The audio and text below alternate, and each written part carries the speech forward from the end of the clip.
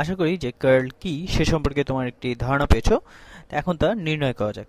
তো যদি তোমাদের একমাত্র উদ্দেশ্য হয় যে পরীক্ষায় পাশ করা এবং মহাবিশ্ব সম্পর্কে না জানা, তাহলে আসলেই খুব দুঃখজনক। তবে তোমাদের উদ্দেশ্য শুধু সেটা হলেও কার্ল কিভাবে নির্ণয় করতে হয় সেটা তোমাদের জানতে হবে, এবং এ সম্পর্কে ধারণা থাকলে এটা নির্ণয়ের কাজটি নিঃসন্দেহে মজার হবে। তো আশা করা যায় যে এবং তোমরা তা কখনো ভুলবে না। এখন আমি একটি ভেক্টর ক্ষেত্র নিব এবং তার কার্ল নির্ণয় করব। তো এই ভেক্টর ক্ষেত্রটিকে এটা দৃষ্টিগোচর করতে আসলে আমার সমস্যা হয়েছিল, কিন্তু গাণিতিকভাবে এটা আমরা তা প্রকাশ করতে পারি। তো আমরা একটি ত্রিমাত্রিক ভেক্টরের ক্ষেত্র নেই, কারণ এটা একটু জটিল উদাহরণ হিসেবে এটা ব্যবহার করতে পারবো। তো ধরা যাক যে এই এক্স অক্ষ বরাবর এই ভেক্টরটির মান হচ্ছে যে X square Y sine Z, এটা এক্স অক্ষ বরাবর, যোগ কি নেওয়া যায়, আচ্ছা এক্স ওয়াই স্কোয়ার জেড জি এর দিকে বা ওয়াই এর দিকে, এবং জেড অক্ষ বরাবর এটা হবে কোসাইন অফ এক্স গুণ কোসাইন অফ ওয়াই জেড এর দিকে। এবং আমি আগেই বলেছি যে তোমরা এই ভেক্টর ক্ষেত্রের কার্লকে এটা এভাবে দেখতে পাও যে, আচ্ছা আসলে আমার কোনো ধারণাই নেই যে এটা দেখতে কেমন হবে। তা আমরা এই কার্ল এই ভেক্টর ক্ষেত্র ভি এর জন্য এটাকে বলতে পারি যে এটা সমান হলো একটি ক্রস প্রোডাক্ট, এই ডেল অপারেটর এর সাথে ক্রস প্রোডাক্ট করব আমরা এই ভেক্টর ক্ষেত্র ভি এর সাথে। এখন আমরা এখানে প্রকৌশলীদের চিহ্ন ব্যবহার করতে পারি, অর্থাৎ আমরা এই ভেক্টরকে এক্স ওয়াই এবং জেড বা আই জে এবং কে উপাংশে বিভক্ত করে এটা লিখতে পারি, এবং তোমরা এর ম্যাট্রিক্সটির নির্ণায়ক নির্ণয় করে এই ক্রস প্রোডাক্টটি পেতে পারো।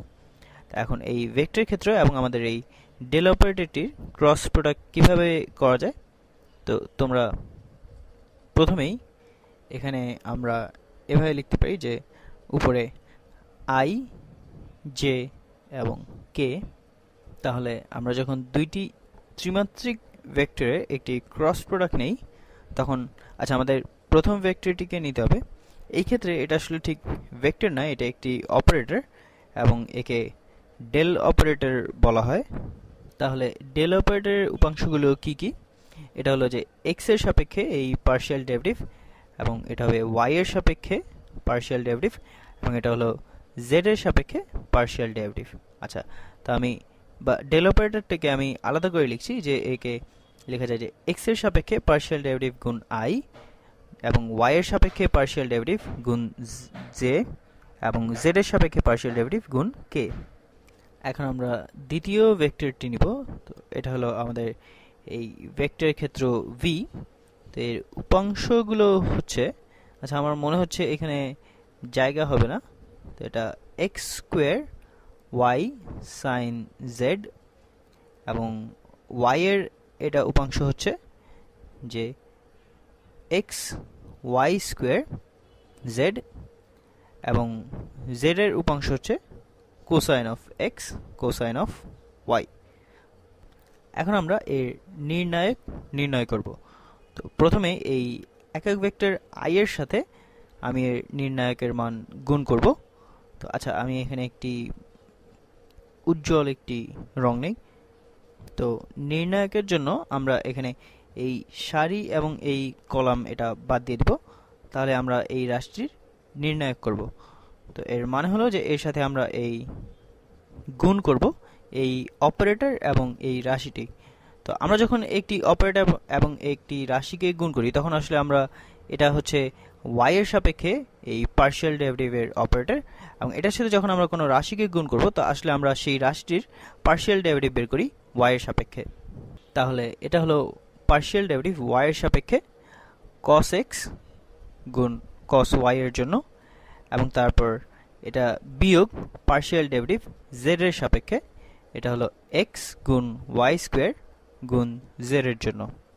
এখন আমরা যে উপাংশের জন্য করব, তাহলে এটা হবে যোগ যে গুণ, তাহলে এখানে এই সারি এবং এই কলামটা বাদ যাবে, এবং তাহলে আমাদের বাকি থাকে যে পার্শিয়াল ডেরিভেটিভ x এর সাপেক্ষে এইটার জন্য। এটা আসলে আমি যতটা অপরিষ্কার ভেবেছিলাম এটা তার চেয়েও বেশি অপরিষ্কার হচ্ছে।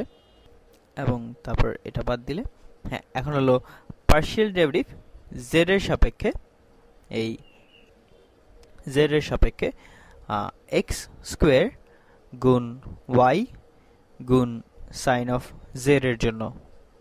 এবং এখন কে এর উপাংশ। আচ্ছা, দুঃখিত, আমি এখানে আসলে যেন ভুল না হয়, এখানে আমরা প্রথমে এখানে আই জে এবং কে এর আগে যথাক্রমে যোগ বিয়োগ এবং যোগ চিহ্ন বসাই, তাহলে এখানে জের আগে এখানে বিয়োগ চিহ্ন হবে। এটা এভাবে দেয়া হয় যাতে এটা ভুল না হয়। তো যাই হোক, এটা হচ্ছে নির্ণায়ক নির্ণয় করার একটি অ্যালগরিদম। এবং তারপরে সবশেষে আমরা এখন কে ভেক্টরের উপাংশ করব। তো এখানে হবে যে যোগ কে এবং এর সাবম্যাট্রিক্স। তাহলে এটা বোঝায় যে পার্শিয়াল ডেরিভেটিভ এক্স এর সাপেক্ষে এই কোসাইন অফ এক্স, ও না দুঃখিত, এটা তো আমরা বাদ দিয়ে দিচ্ছি, তো আমাদের এই কলম থেকে হবে। হ্যাঁ, তো এটা হবে এক্স গুণ ওয়াই স্কোয়ার জেড বিয়োগ পার্শিয়াল ডেরিভেটিভ ওয়াই এর সাপেক্ষে। আচ্ছা, দেখি এখানে এটা ঠিক আছে কিনা। এটা এই সারি এবং এই কলমটা বাদ যাবে। হ্যাঁ, তাহলে এটা হবে এক্স স্কোয়ার গুণ ওয়াই গুণ সাইন অফ জেড। এখন আমি এটাকে আবার একটু সহজ করে লেখার চেষ্টা করি। তো আমি আশা করছি যে এখানে আমি কি করেছি এটা তোমরা সবাই বুঝতে পেরেছো। এখন তাহলে এগুলো সব মুছে ফেলি যাতে আমি আরো সহজ করে লেখার জন্য কিছুটা জায়গা পাই। এটাকে তাহলে মুছে ফেলি।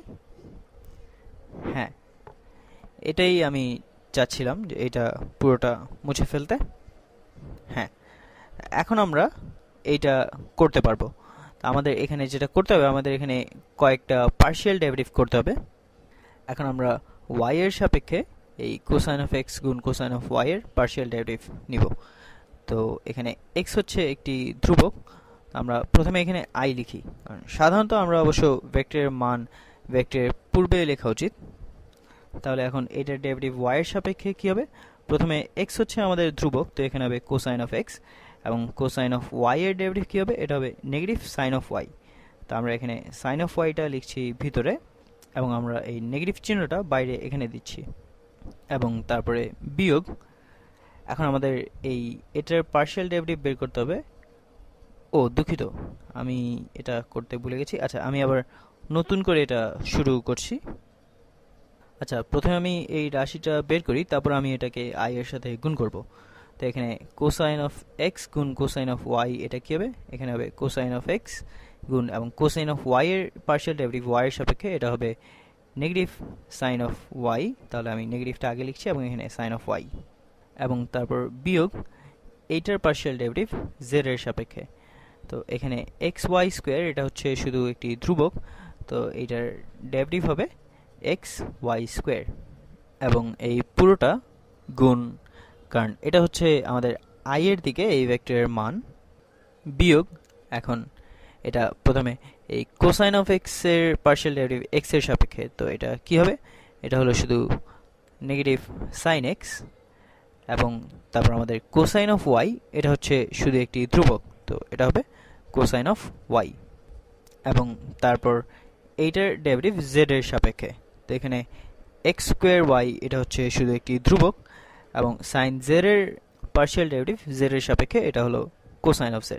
তাহলে এখানে হবে x square y cosine of z, এবং এটা হলো এই ভেক্টরের মান j এর দিকে, তারপরে যোগ, এবং আমাদের প্রায় শেষ।